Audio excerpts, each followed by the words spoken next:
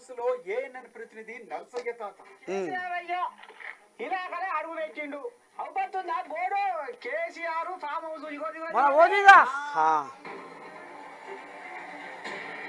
ఏమంటున్నా అంటే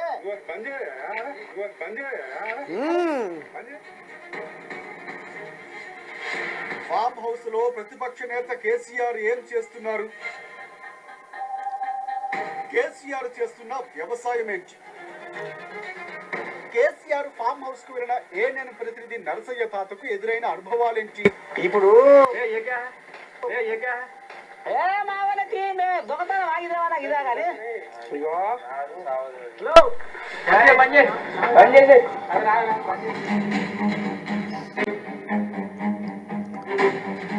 నేను వచ్చింది సమాజం కోసం, జనాల కోసం. తెలంగాణ జనాలకు ఏం చెప్పబోతాడు పెద్ద మనిషి? ప్రతిపక్ష నేత కేసీఆర్ గురించి ఫామ్ చుట్టూ ఉన్న పబ్లిక్ ఏమనుకుంటున్నారు? నర్సయ్య తాత, మనం వచ్చిన పర్పస్ వేరు. సార్ను కలవనికి రాలే, తిప్పింది మాట. వచ్చినాం, కలిస్తే కలిసిపోదాం అన్నట్టు వచ్చినాం. మనకు ఇప్పుడు పెద్ద మనిషి కలిసి యాళ్ళ ఉందా అవుతుందా తెలియదు మనకు.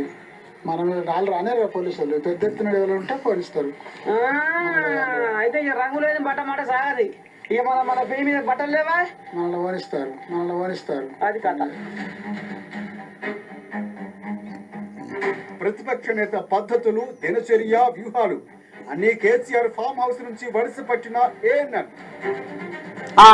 ఇక చూడండి మంచిగా కథ వస్తుంది. గుడి కొట్టిండు, గుడి నుంచి పోయాడితే మా దొరసాన్ని కేసీఆర్ పెన్నాము. మేము మాకే పైసా కరువు ఉన్నది, నా దగ్గర ఏం లేవు అని చెప్పింది.